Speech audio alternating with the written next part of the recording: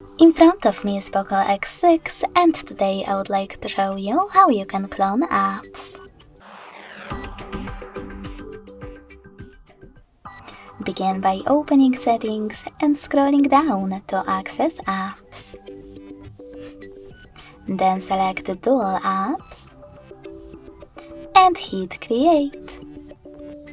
Now you need to tap on one of those recommended apps at the top and click on gray sweater next to Dual Apps feature.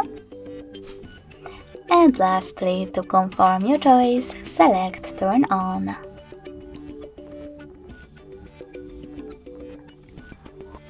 Then manage all of those options however you want to. To clone one of those, just click on gray sweater next to the chosen one and wait. So when I go back and check my apps, I can see that both of them were successfully cloned.